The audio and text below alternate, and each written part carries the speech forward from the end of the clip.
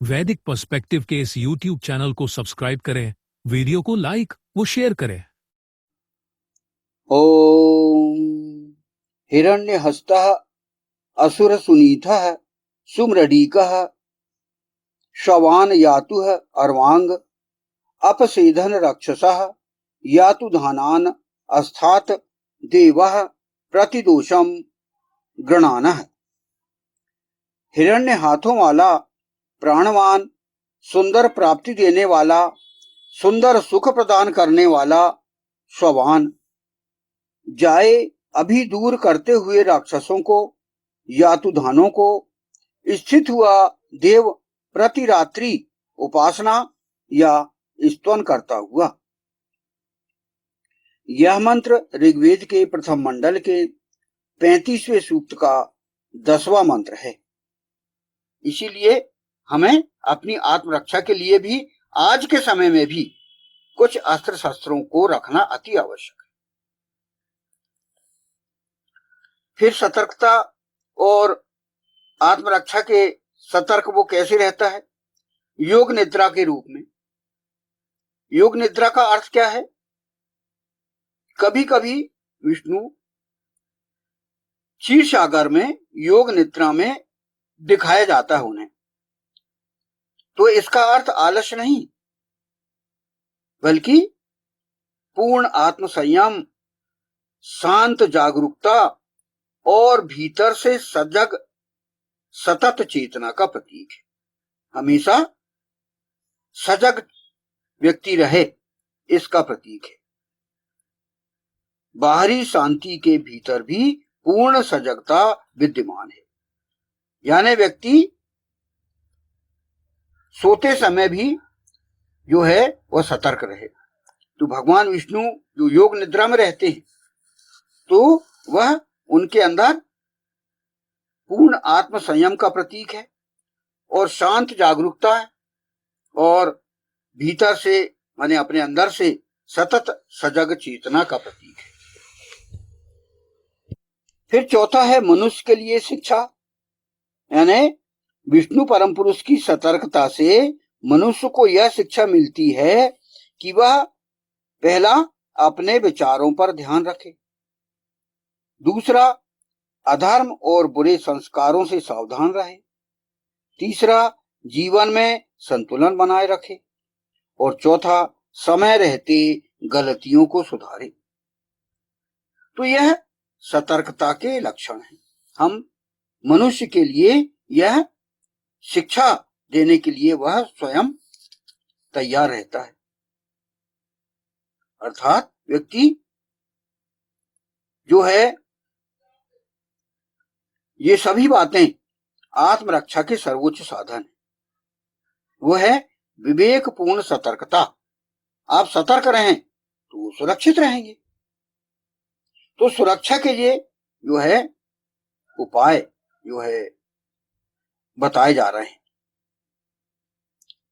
पांचवा है आध्यात्मिक अर्थ, यानी सतर्कता का। विष्णु तत्व हमारे भीतर तब जागृत होता है जब मन सजग हो, बुद्धि धर्मयुक्त हो, कर्म शुद्ध हो और व्यक्ति अपने लक्ष्य से विचलित न हो। ऐसी सतर्कता व्यक्ति की प्रतिष्ठा, चरित्र और आध्यात्मिक उन्नति की रक्षा करती है। यह जो है हमारे अंदर हम जागृत रहें, हमारे अंदर की जागृति रहे, हम ऐसे आलस्य में डूबे न रहें, हम मस्ती में न डूबे रहें, बल्कि अंदर और बाहर से सभी तरह से हम सतर्क रहें, तभी हम अपनी आत्मरक्षा कर सकते हैं। जैसे विष्णु परम पुरुष सदा अपनी रक्षा के लिए वह सजग रहता है। तो व्यक्ति यदि सतर्क रहे तो उसकी प्रतिष्ठा बढ़ेगी, उसका उच्च चरित्र सामने आएगा और उसकी आध्यात्मिक उन्नति भी होगी। तो ये सतर्कता कब होगी? जब हम आंतरिक रूप से हम जागृत रहें, सतर्क रहें। तो भगवान विष्णु की सतर्कता का अर्थ क्या हुआ? भय से अपनी रक्षा करना नहीं, बल्कि समस्त सृष्टि, धर्म और संतुलन पर निरंतर जागरूक दृष्टि रखना। यह जो है विष्णु परम पुरुष की सतर्कता का अर्थ है। वह सदा जागृत रहता है, हमेशा वह जनहित की चिंता करता है और उसके लिए वह तो विष्णु परम पुरुष आत्मरक्षा के लिए सतर्क कैसे रहता है, इस विषय पे हम विचार कर रहे हैं। तो विष्णु किस प्रकार सतर्कता रखते हैं, उसमें एक भाव है कि व्याप्त चेतना, सबका पालन करने की शक्ति है।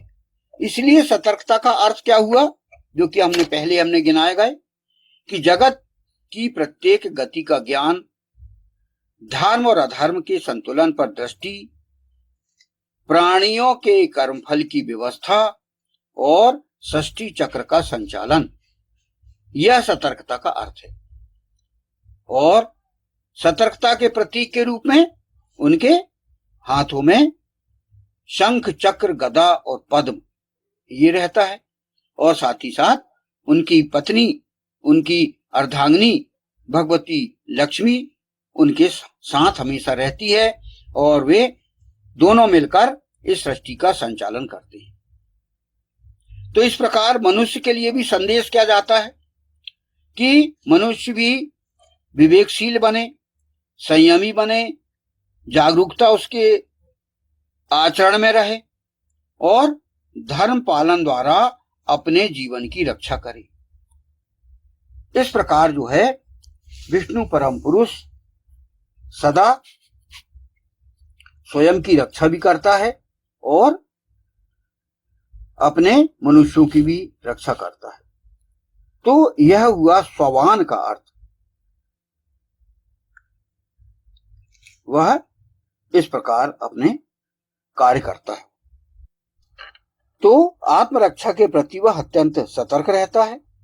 उसका अस्तित्व सृष्टि के अस्तित्व और सृष्टि के समस्त प्राणियों के जीवन और अस्तित्व के लिए अत्यंत अनिवार्य है।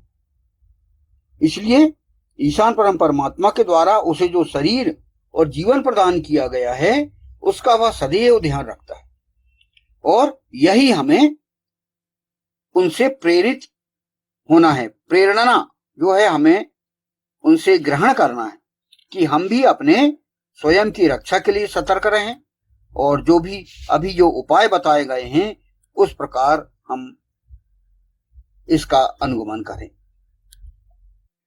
अब इस 10वें मंत्र का अगला फुटनोट है, जाए अभी दूर करते हुए राक्षसों को। अर्थात मंत्रांश है, यातु अर्वांग अपसेधन राक्षसः, वह राक्षसों को दूर भगाने में पूर्ण सक्षम है। परम पुरुष दुष्टों के प्रति उसका व्यवहार कभी लापरवाही पूर्ण नहीं रहता। इस विषय में वेद पर उसका पूर्णतः अक्षरशः आचरण है। जहां उसके प्रेम, स्नेह, दया,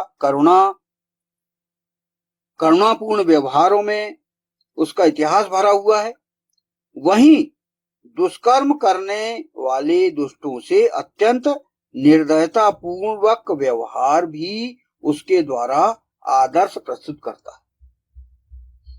दुष्टों के संहार के लिए वह किसी भी सीमा तक जाकर जनहित कर सकता है।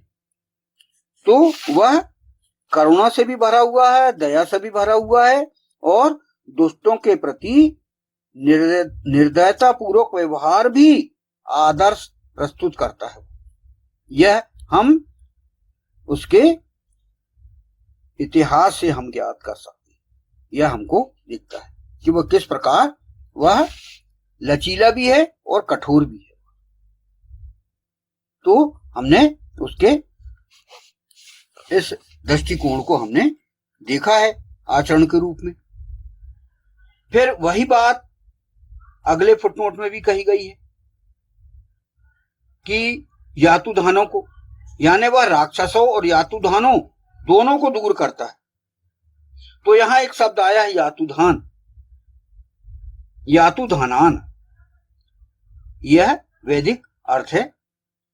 तो यातुधान अर्थात ऐसे दुष्ट जो जन सामान्यों को यातना देने वाले, पीड़ा देने वाले होते हैं, यह यातुधान का अर्थ होता है। जन सामान्य को हमेशा प्रताड़ित करते रहते हैं, अत्याचार करते रहते हैं और हमेशा दुख दर्द पीड़ा ये देने वाले होते हैं। तो वर्तमान समय में भी ऐसे होते हैं, आप जान सकते हैं कौन है, जैसे आतंकवादी और ऐसे दुष्ट जो साधनाओं के द्वारा शक्ति अर्जित करने के बाद दुष्टतापूर्ण व्यवहार करने लग जाते हैं।